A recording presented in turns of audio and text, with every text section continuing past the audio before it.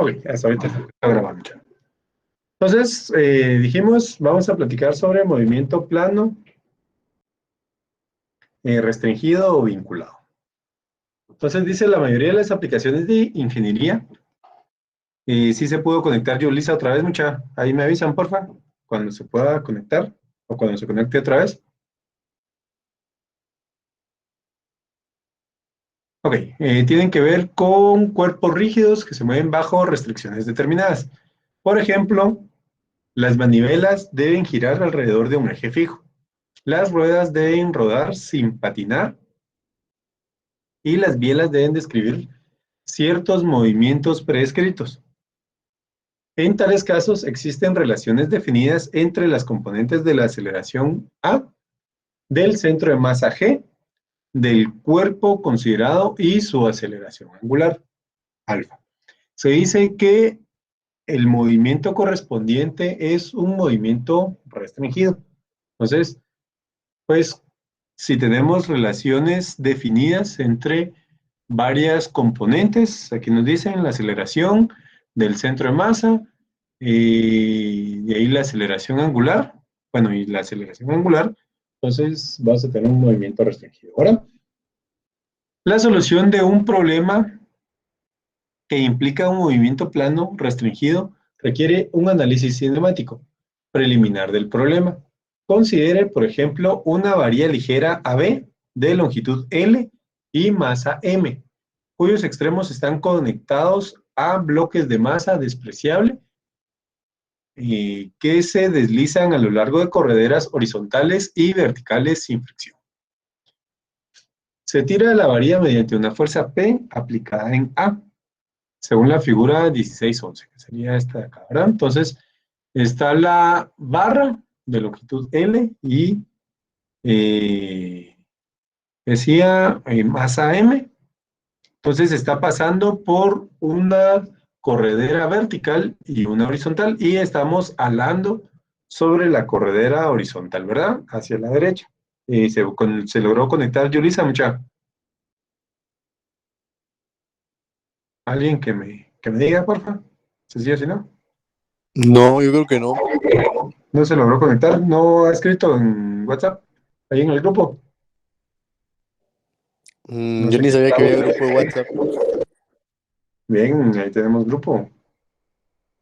Bueno, ahí Ah, Stephanie nos hizo el favor de mandar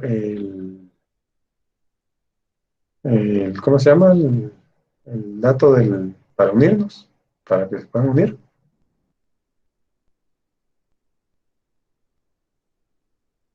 Bueno, ahí por si se conecta, me avisan. Ahorita te agrego dentro de un rato, Luis Fer. gracias, Inge. Bueno, bueno, si alguien tiene ahí en sus contactos que te pueda agregar, bueno, o si pueden mandar ¿cómo se llama? El link del grupo para que se puedan unir, porfa. También sería genial. Bueno, entonces, estábamos hablando de nuestra barra. Entonces, se está alando hacia la derecha por una fuerza P. Entonces, ¿qué vamos a tener? Vamos a tener un movimiento, aparte del traslacional, en vertical y en horizontal. También vamos a tener un giro que se produce en la barra y una aceleración angular, ¿verdad? O sea, tenemos aceleraciones en vertical, en horizontal, aceleración angular y el giro, ¿verdad? Pues y aparte la fuerza que va a generar el desplazamiento, ¿verdad? Entonces, vamos a tener varios tipos de movimientos y de consideraciones que tenemos que hacer, ¿verdad? Ok, se sabe de la sección 15.8 que la aceleración A del centro de masa de la varilla puede determinarse en cualquier instante dado a partir de la posición de la varilla. Su velocidad angular y su aceleración angular en ese instante posición y ok, la velocidad angular y la aceleración angular también, ¿verdad? Lo que hemos estado trabajando. Suponga, por ejemplo, que se conocen los valores teta, w y alfa en un sistema dado. Entonces, que sepamos el ángulo al que va a estar la barra, la velocidad angular y la aceleración angular. Y que se desea determinar el valor correspondiente de la fuerza P, así como las reacciones en A y en B. Entonces, primero, se debe determinar las componentes de la aceleración en X y en Y. Entonces, de la aceleración del centro de masa, G, mediante el método de la sección 15.8. Después se aplica el principio de Lambert de la figura 16.2, 12, perdón, que sería este acá, el principio de Lambert, ¿se recuerdan? Que es lo que acabamos de platicar, en donde todo nuestro sistema de fuerzas se iguala a las fuerzas equivalentes, ¿verdad? En X, en y del momento par. Ok. Utilizando las expresiones que se obtuvieron para la aceleración en X y aceleración en Y. Las fuerzas desconocidas P, NA y NB se determinan después al escribir y resolver las ecuaciones apropiadas.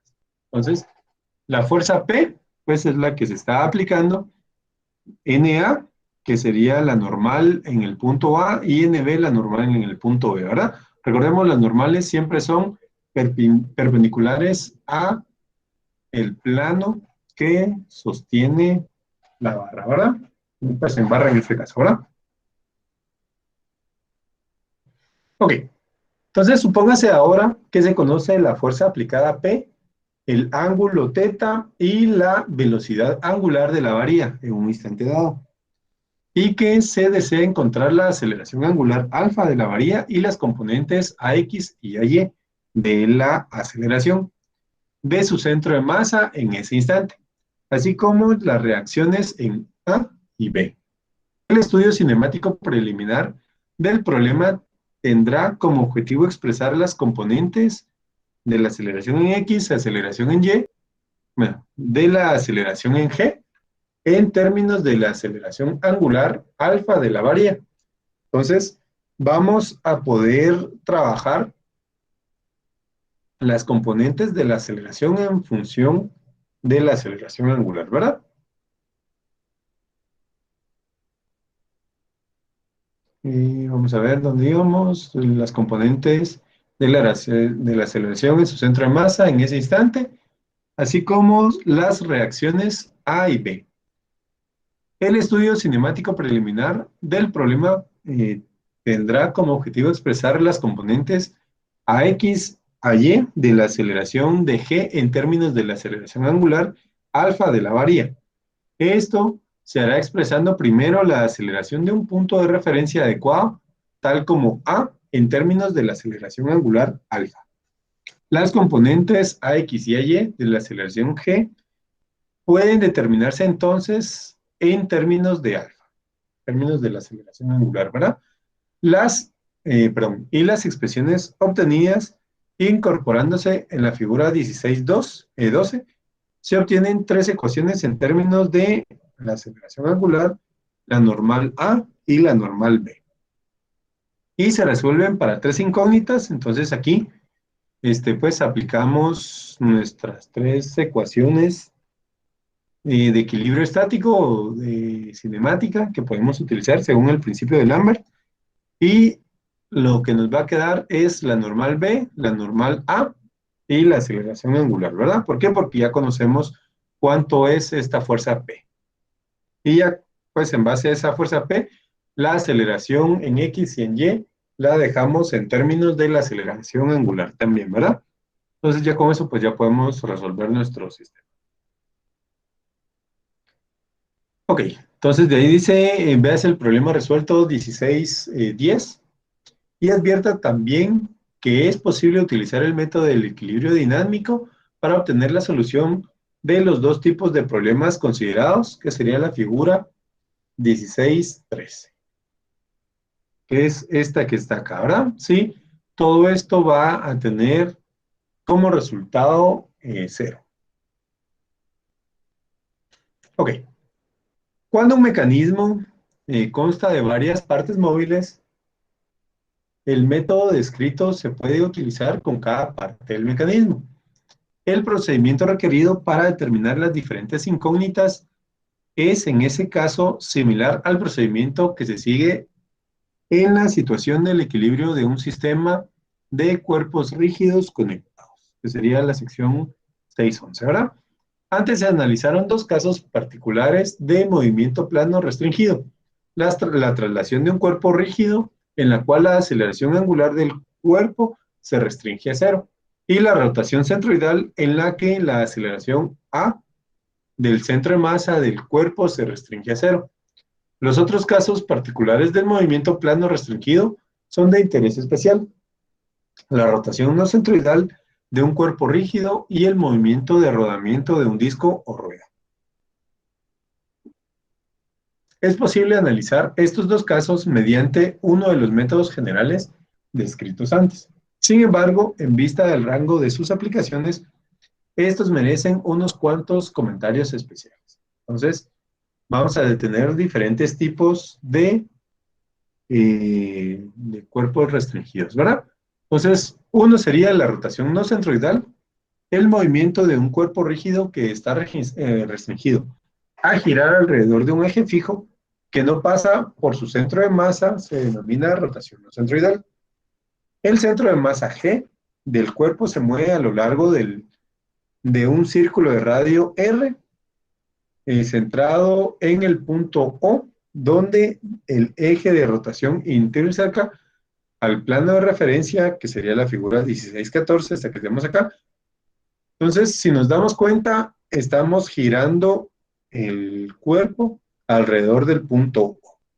Entonces, donde tenemos el centro de gravedad, que en teoría, pues tendríamos la rotación, ahí no la vamos a tener, sino que ahí vamos a tener simplemente aceleraciones, ¿verdad? Entonces, vamos a tener una aceleración tangencial que es igual bueno, eso está un poquito más abajo, pero aquí también nos lo están dando, es igual a R, que sería el radio de giro, por la aceleración angular. Y luego vamos a tener una aceleración centrípeta, que es A sub n, que es igual a el radio de giro por la velocidad angular al cuadrado. Entonces dice, al denotar respectivamente por el ángulo, la velocidad de giro y la aceleración angular, la velocidad angular y la aceleración angular, la línea OG, se obtienen las siguientes expresiones para las componentes tangenciales y normal de la aceleración de G. Entonces tenemos que la aceleración tangencial es el radio de giro por alfa, y la aceleración normal, que le llaman acá, sería el radio de giro por la velocidad angular, ¿verdad?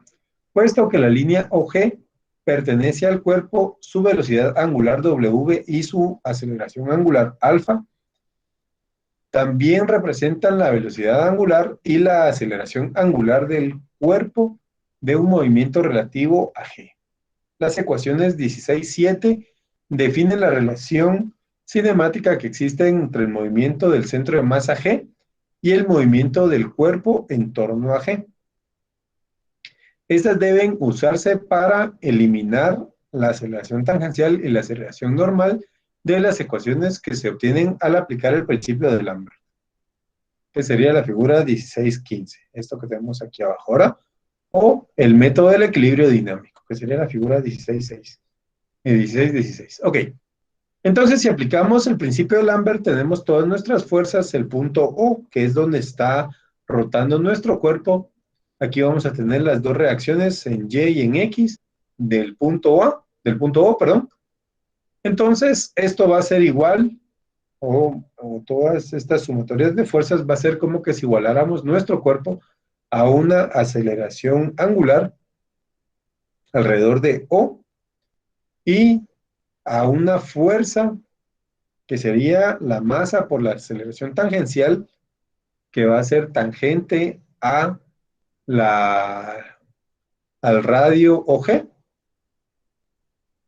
una fuerza normal, que sería m por la aceleración normal, y un momento de par, que es igual al momento de inercia por la aceleración angular, ¿verdad?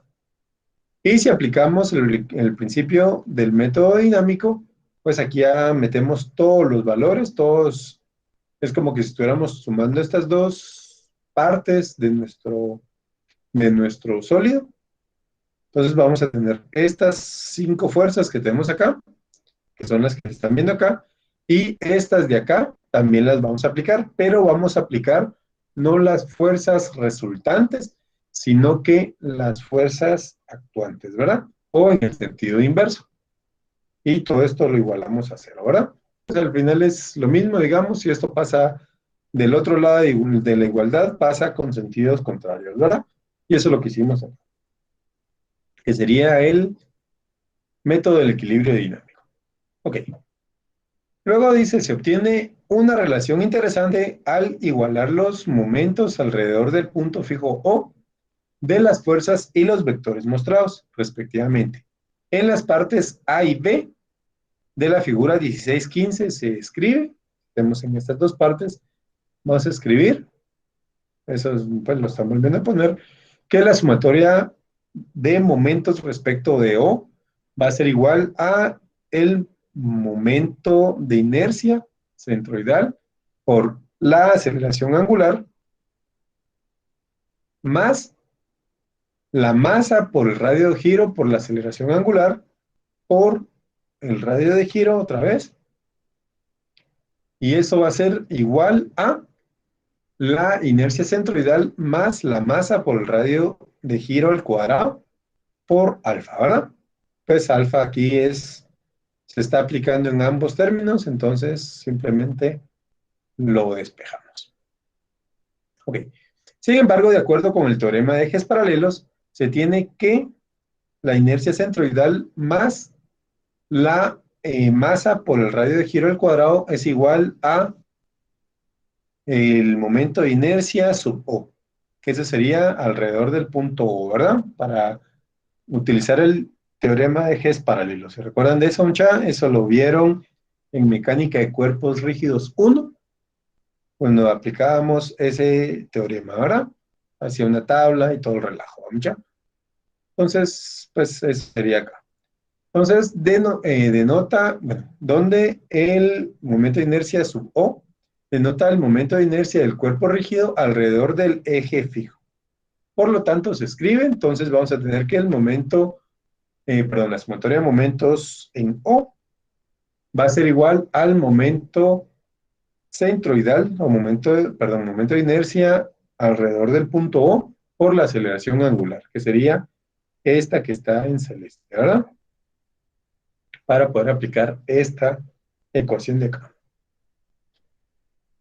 Aunque la fórmula 16.8 expresa una relación importante entre la suma de los momentos de las fuerzas internas alrededor del punto fijo O y el producto momento de inercia sub O por aceleración angular, es necesario comprender con toda claridad que esta fórmula no significa que el sistema de fuerzas externas es equivalente a un par de momento de inercia sub O por alfa. El sistema de las fuerzas efectivas y, por lo tanto, el sistema de las fuerzas externas se reduce a un par solo cuando O coincide con G. Esto es, solo cuando la rotación es centroidal, que sería según la sección 16.4, ¿verdad? De lo que ya hemos platicado. En el caso más general de rotación no centroidal, el sistema de fuerzas externas no se reduce a un par. Entonces vamos a tener siempre varias fuerzas o varios pares que se van a estar aplicando. Ahora, un caso particular de rotación no centroidal es es de interés especial. Un caso sería caso de rotación uniforme en el cual la velocidad angular W es constante, puesto que la aceleración angular es cero. El par de inercia de la figura 16 se anula y el vector de inercia se reduce a su componente normal. Esta componente denominada también fuerza centrífuga, representa la tendencia del cuerpo rígido a apartarse del eje de rotación. Entonces, pues vamos a tener eso cuando tengamos un caso de rotación uniforme, ¿verdad? O cuando la aceleración angular sea cero, ¿verdad? Ok. Luego tenemos el movimiento de rodamiento. Otro caso importante de movimiento plano es el movimiento de un disco o rueda que gira sobre una superficie plana. Si el disco está restringido a rodar sin deslizarse, la aceleración A de su centro de masa G y su aceleración angular alfa no son independientes, suponiendo que el disco esté equilibrado, de manera que su centro de masa y su centro geométrico coinciden. Se escribe primero que la distancia x centroidal recorrida por G durante una rotación θ del disco es x sería igual a r por θ, en donde r es el radio del disco. A diferenciar dos veces esta relación se escribe. Entonces, si hacemos doble diferenciación, vamos a tener que la aceleración va a ser igual a el radio por la aceleración angular. Esto es cuando no tenemos deslizamiento, ¿verdad? O sea que nuestro disco va a girar siempre con una fuerza de fricción aplicándose a él, ¿verdad? Ok. Si se recuerda que el sistema de fuerzas efectivas en movimiento plano se reduce a un vector de masa por aceleración y un par que sería el momento de inercia centroidal por la aceleración angular, se encuentra que en el caso particular de movimiento de rodamiento de un disco equilibrado, las fuerzas efectivas se reducen a un vector de magnitud mr alfa fijo en G y un par de magnitud inercia centroidal por alfa. Así se puede expresar que las fuerzas externas son equivalentes al vector y al par que se muestran en la figura 16.7. Entonces, tenemos nuestro sistema de fuerzas, la normal, el peso, una fuerza P y la fuerza de fricción, ¿verdad? Y estas van a ser igual a el momento de par, que sería el momento de inercia centroidal por la aceleración angular, y a una fuerza horizontal que va a ser masa por aceleración. Y la aceleración no es más que R por alfa, ¿verdad? Que es lo que pusimos acá.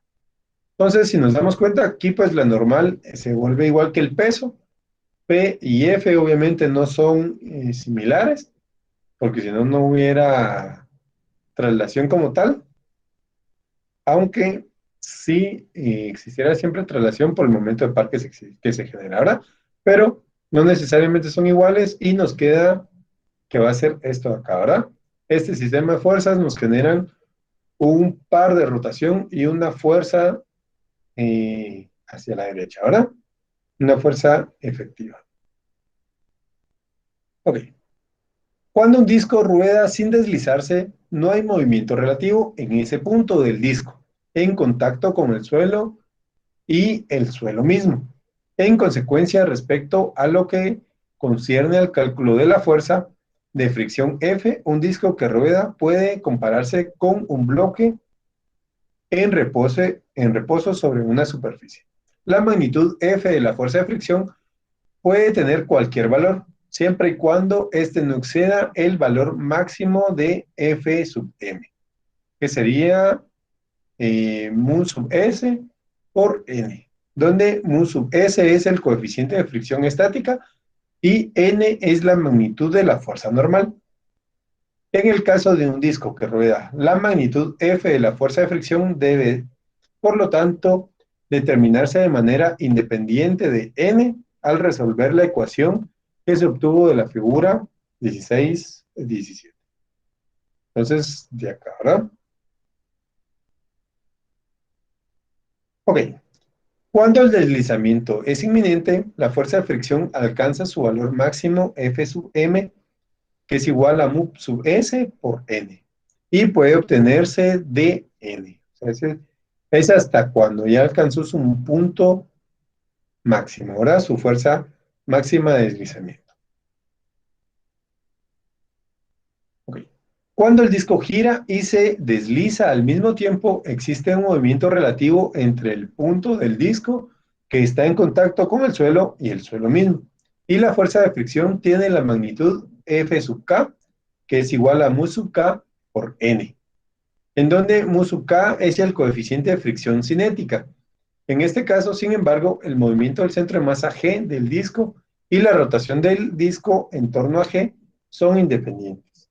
Y la aceleración no es igual a R por alfa, o la aceleración angular, ¿verdad? Estos tres casos diferentes pueden resumirse como sigue. Entonces vamos a tener el primer caso, rodamiento sin deslizamiento, en donde la fuerza de fricción es menor o igual que mu sub S por N, ¿verdad? Y aquí la aceleración es igual a R por la aceleración angular. R, recordemos que es el radio, ¿verdad? Luego tenemos el rodamiento y el deslizamiento es inminente, pero todavía no tenemos deslizamiento, ¿verdad?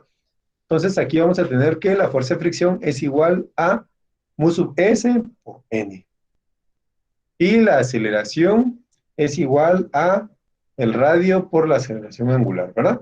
Luego, si tenemos rodamiento y deslizamiento, la fuerza de fricción es igual a mu sub K por N. Y la aceleración y la aceleración angular son independientes. Esto significa que no depende una de la otra como en los casos anteriores, ¿verdad? Entonces, un caso de eso, pues, es en el boliche. Dice, cuando una bola cae en el callejón de voleo, primero gira y desliza, y luego gira o rueda sin patinar, ¿verdad? O sea, tenemos los dos tipos de movimiento que estábamos platicando antes. ¿Sí? Pues los que han jugado boliche se han dado cuenta de eso. Sueltan la bola y primero se empieza a desplazar girando un poco, o girando, pero desplazándose o deslizándose, y luego ya simplemente va girando, ¿verdad? Y ya no se desliza.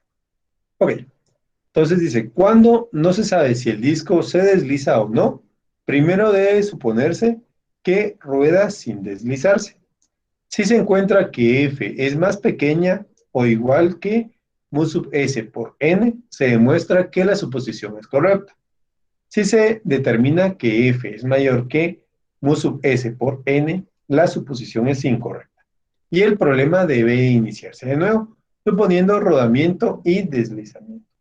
Aquí tenemos que hacer dos casos posibles, ¿verdad? Que rueda sin deslizarse y que rueda deslizándose.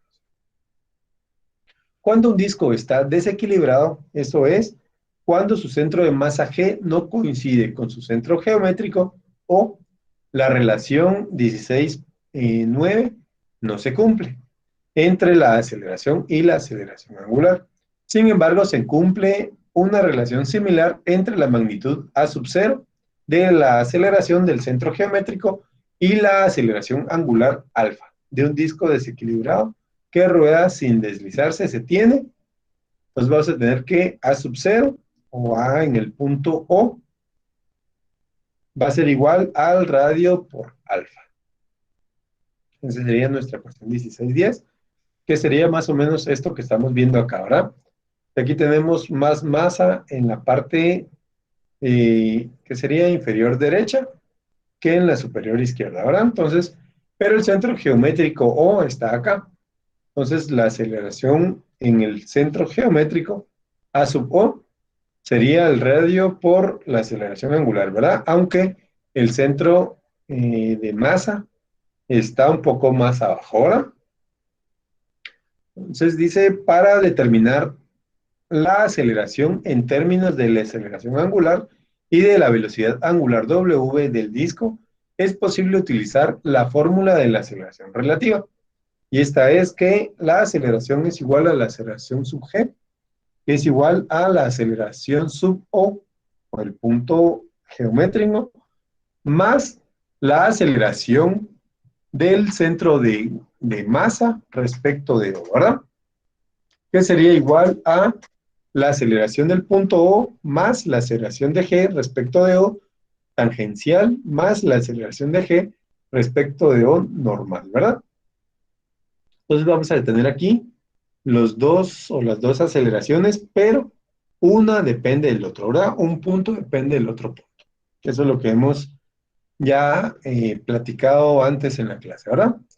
Donde las tres aceleraciones componentes obtenidas tienen las direcciones indicadas en la figura 16.8, 16.18, perdón. Y las magnitudes A sub 0 es igual a el radio por la aceleración angular, la aceleración de G respecto de O, tangencial es igual a OG, la distancia OG, por la aceleración angular, y la aceleración G respecto de O normal es igual a la distancia OG por la velocidad angular al cuadrado. Entonces, esto sería cuando tenemos que el centro geométrico y el centro de gravedad no coinciden, ¿verdad? Entonces tenemos que calcular esas tres aceleraciones independientes y esto nos va a dar la aceleración total, ¿verdad? Entonces tenemos donde las tres aceleraciones, bueno, eso ya lo hemos platicado. Ok, y de ahí tenemos un problema. Antes de empezar el problema, ¿dudas con lo que vimos acá, mucha? ¿Dudas con lo que acabamos de estar platicando?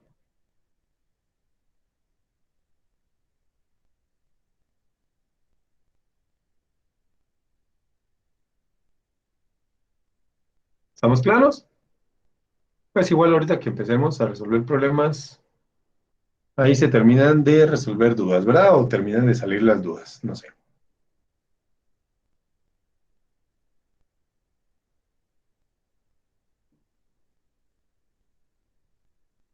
Ok, entonces, si quieren, veamos este problema resuelto, pues para no empezar tan de lleno con los problemas a resolverlos, sino que vamos a empezar con unos sencillitos, que serían estos que están resueltos acá, ¿verdad?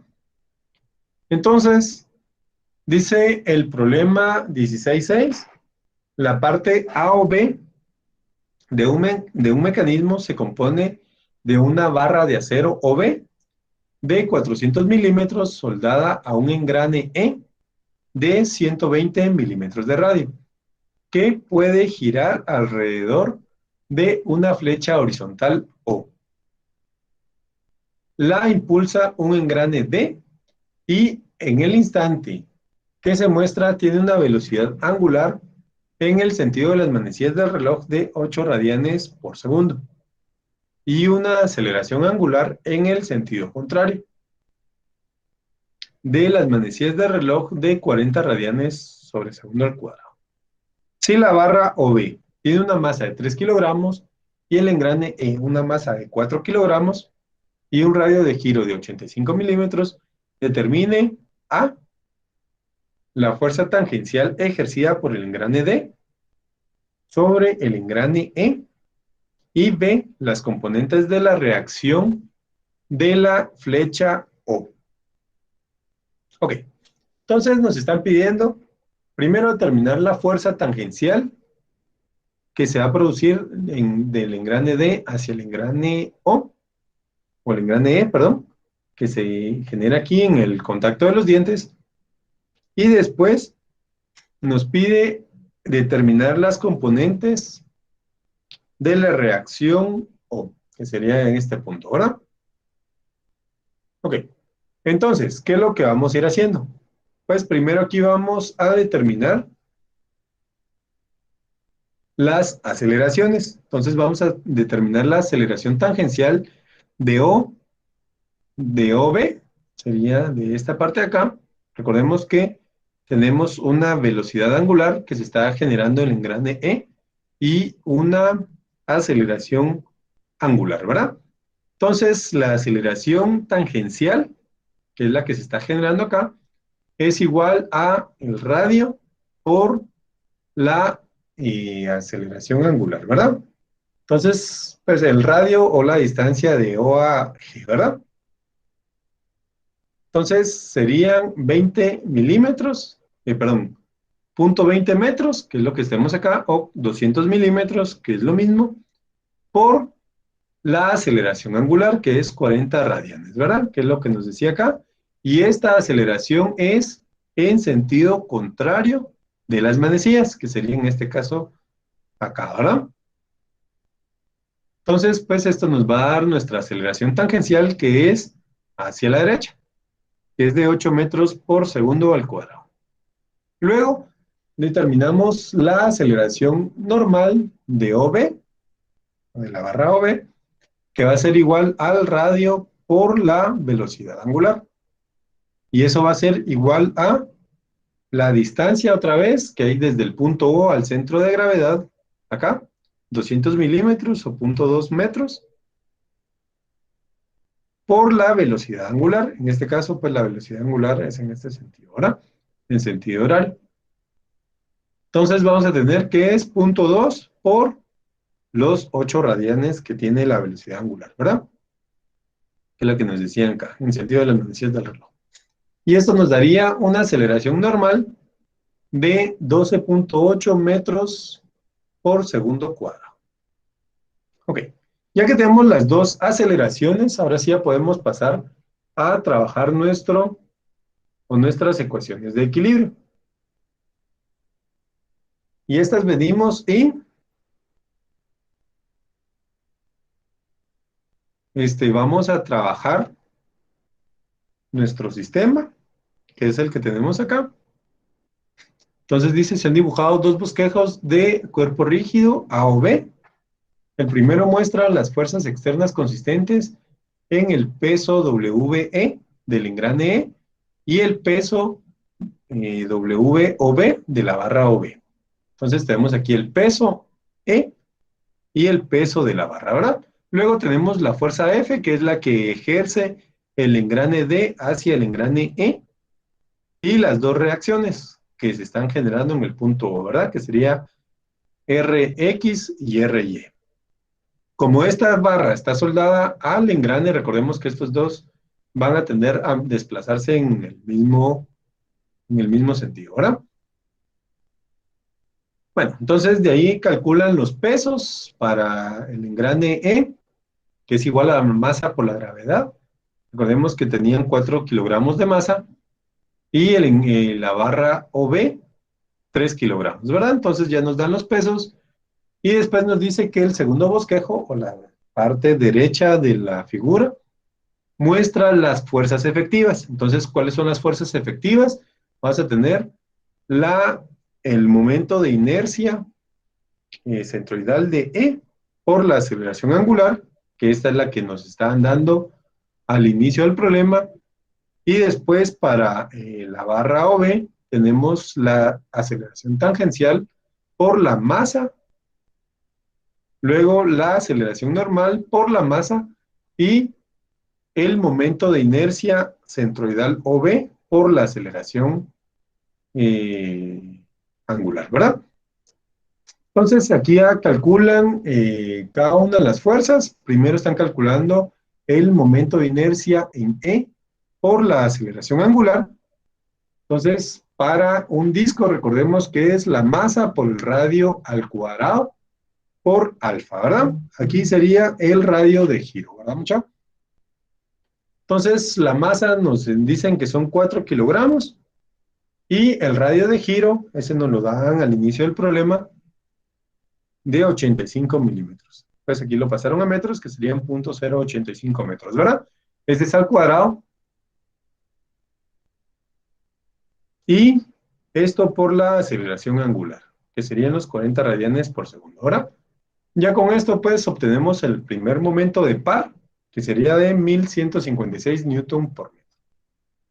Luego, calculamos la fuerza tangencial, que sería la masa por la aceleración tangencial. Esta es para la barra OB. Entonces, la masa de la barra OB es 3 kilogramos y la aceleración tangencial de OB es 8 metros por segundo, ¿verdad? Que ya lo habíamos calculado aquí arriba. Entonces esto nos da una fuerza de 24 newtons. Luego calculamos la fuerza normal, que en este caso sería vertical. Entonces esta es igual a la masa otra vez de la barra OB por la aceleración normal que va a tener la barra OB, ¿verdad? Pues hacen la multiplicación y ya da la fuerza de esa, la fuerza normal. Y de último, calculan otra vez el momento de par de la barra, ¿verdad? Entonces, que sería el momento de inercia centroidal de OB por la aceleración angular. Entonces, el momento de inercia de OB, como es un rectángulo el que tenemos acá, es un doceavo de la masa por la longitud al cuadrado, ¿verdad? Y eso por la aceleración angular. Entonces, sería un doceavo de la masa, 3 kilogramos, por la longitud al cuadrado, pues la longitud es de la barra completa, que serían los 400 milímetros al cuadrado, y esto por la aceleración angular de 40 radianes por segundo. Y esto nos da que es 1600 newton por metro. Ok, ya que tenemos nuestras fuerzas efectivas, pues ya podemos empezar a practicar o a utilizar nuestras ecuaciones de Lambert, ¿verdad? Entonces, hacemos sumatoria de momentos en O igual a la sumatoria de momentos efectivos. Entonces, de esto de acá, pues de todas las fuerzas que tenemos aquí, la única fuerza que nos genera un momento es esta fuerza F, ¿verdad? Que es la de el engrane ¿dónde era? ¿Sí? Respecto de, ¿verdad? Entonces, esa es fuerza por la distancia, que son 12 centímetros, no, perdón, 0.12 milímetros. ¿Cuánto era el radio? Sí, no, 120 milímetros. Estos serían 0.12 metros. 120, sí, 0.12 metros. Esto aquí está malo, no son milímetros. Entonces serían 0.12 metros. Para calcular ¿cómo se llama? El momento de par de la fuerza F. Luego, hacemos sumatoria de los momentos efectivos, los momentos de par efectivo, ¿verdad? Entonces, estos momentos de par son el momento del disco E, que sería la inercia centroidal por alfa, y el momento de par de la barra, ¿verdad? Que en este caso sería el momento de inercia centroidal de la barra por la aceleración angular, que ya lo habíamos calculado por acá. Entonces, simplemente es de sumarlo, ¿verdad? Y el momento que va a ejercer esta fuerza tangencial por la distancia, ¿verdad?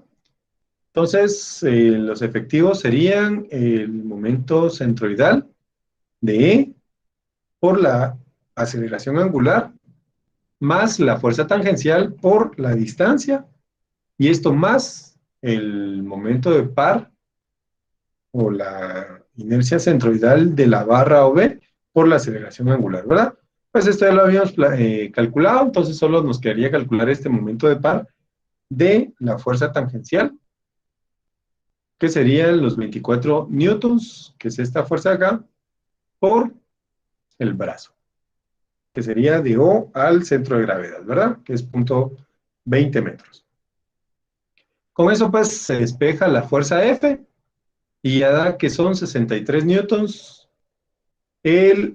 la fuerza que va a tener el engrane D al engrane E, ¿verdad? Y eso es hacia abajo. Entonces, ya tenemos nuestra primera fuerza calculada. Luego hacemos sumatoria de fuerzas en X. Bueno, hacen sumatoria de fuerzas en X por la facilidad, porque solo está esta fuerza Rx. Entonces, esta sumatoria de fuerzas en X va a ser igual a las fuerzas efectivas en X, ¿verdad? Que en este caso solo va a ser la fuerza tangencial, que sería la fuerza en X por la fuerza tangencial. Pues aquí solo nos queda calcular, bueno, sustituir, porque ya la fuerza tangencial ya la habíamos calculado, entonces fuerza en X nos va a quedar que es esto, ¿verdad? Y efectivamente sería hacia la derecha. Luego de esto, se aplica la sumatoria de fuerzas en y esta va a ser igual a las fuerzas efectivas. Entonces, fuerzas en Y, aquí sí tenemos bastantes fuerzas o varias fuerzas, que sería la fuerza F, el peso del disco, el peso de la barra y la reacción Y, ¿verdad? Entonces, pues sumamos todas las fuerzas y nos tiene que dar igual a las fuerzas efectivas, que va a ser solo esta fuerza normal que es hacia arriba, ¿verdad? Entonces, aquí la única que no conocemos es la fuerza RY. Entonces, despejamos esta fuerza y sustituimos valores, ¿verdad? Y ya con esto pues nos da que la fuerza RY serían 170 newtons hacia arriba. Ok. Y prácticamente ese sería nuestro primer problema, pues el problema que está resuelto acá. Si se dan cuenta, pues es bastante sencillo este problema. ¿Por qué? Porque este engrane está soldado a la barra, ¿verdad? O sea, se mueven junto y simplemente tenemos que aplicar las ecuaciones que usamos antes o que vimos antes para poder resolver nuestro problema. Ahora, primero encontramos las aceleraciones normales y tangenciales, que en este caso van a ser para la barra, y pues ya después encontramos o determinamos las fuerzas equivalentes, o efectivas más bien, que serían estas que tenemos acá.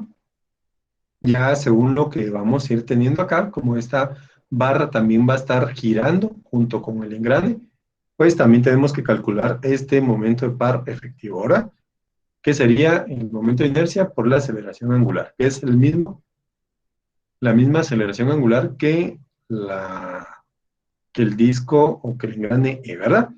Ya que hicimos esto, pues ya podemos aplicar nuestro principio de Lambert, que sería igualar las ecuaciones de equilibrio a las fuerzas efectivas, ¿verdad?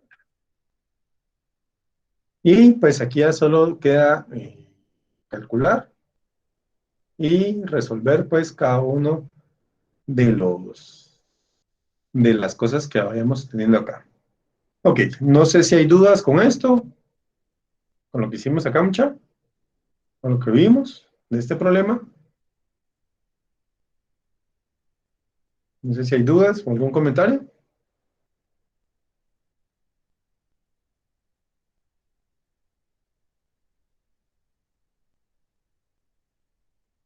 ¿No? ¿Sin más, mucha? No, Inge.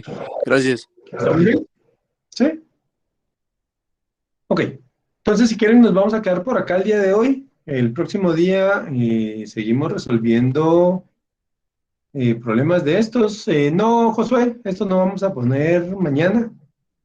Pues eso lo estamos viendo ahorita, entonces sería muy, muy loco ponerlo, ¿verdad?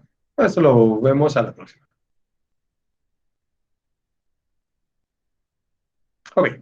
Entonces estamos, nos platicamos el próximo día. Sí, mañana tenemos corto, ¿se recuerdan? Entonces ahí se preparan, ¿no? Mucha. Voy a tener la grabación, ustedes ya se me olvidó.